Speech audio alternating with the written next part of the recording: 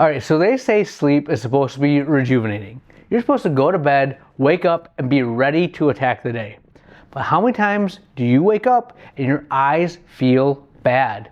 They're irritated, you have a bunch of gunk on there. Why is this happening, and what can you do to maximize sleep for your eyes?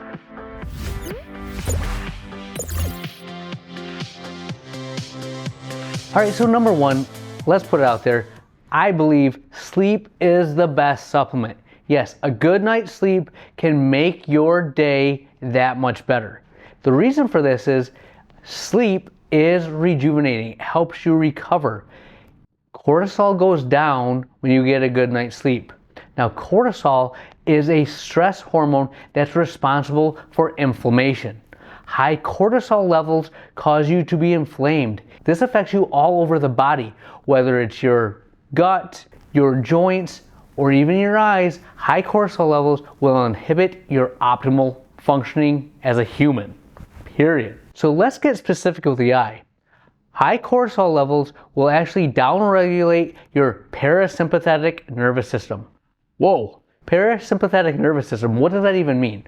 Well, these are the hormones, this is the system that regulates your glands, the things that you don't think about that happen as you live.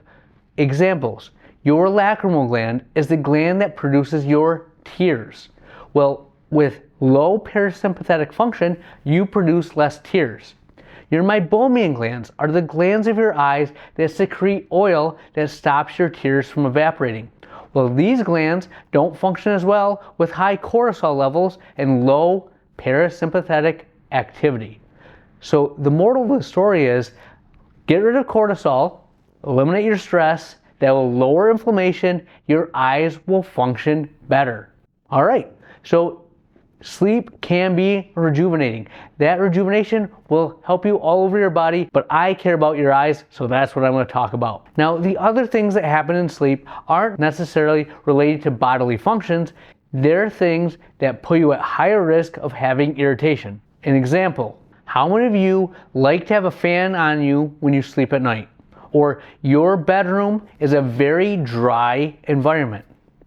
It happens. If you live in Michigan, our houses are dry during the winter. My skin hates me. Your eyes have a layer of skin on them that can dry out. Fans blowing on your face or blowing over your body add to this dryness. So what can we do to limit their effects? Simple things as just making sure the fan isn't blowing directly on your face, using eye drops, eye gels, or eye ointments before you go to bed are ways of providing protective barriers that stop your eyes from drying out when you're sleeping. Little things go a long way. Now, if you have this happen one night, 2 nights, you might not notice it. But if you live in Michigan and winter's 6 months long, you want to protect your eyes as many days in a row as possible. Now, I know when I was a kid, my parents, my siblings would freak out because they said, "Nick, you sleep with your eyes open." I'm like, I'm always watching what you're doing, so don't mess with me.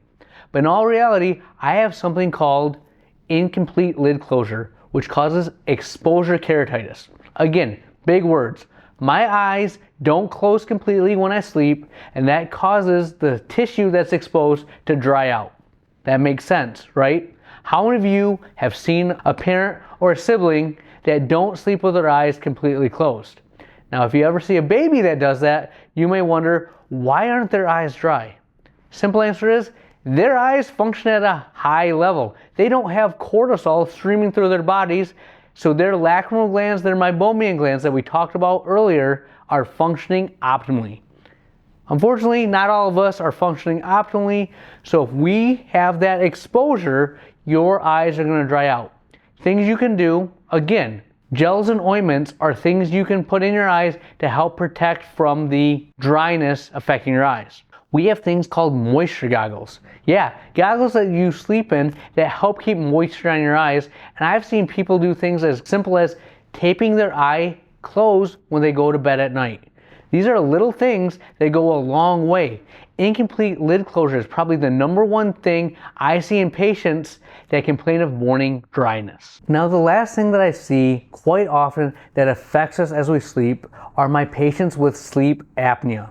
They have to wear a CPAP machine that puts oxygen into their body when they're sleeping. This is great and necessary. However, if you've tried to wear anything at night when you go to bed, you know it doesn't always stay in place. And if those oxygen masks leak at all, that air is going to enter your eyes and dry them out. Another thing that happens with patients that have sleep apnea is a lot of these patients, the majority in fact, have something called floppy eyelid syndrome. It sounds crazy, but all it means is when you go to close your eyes, your lids are very lax. They're not firm. So when you're laying in bed, if you roll over, the eye that is closest to your pillow might be exposed. It might not stay shut when you're sleeping.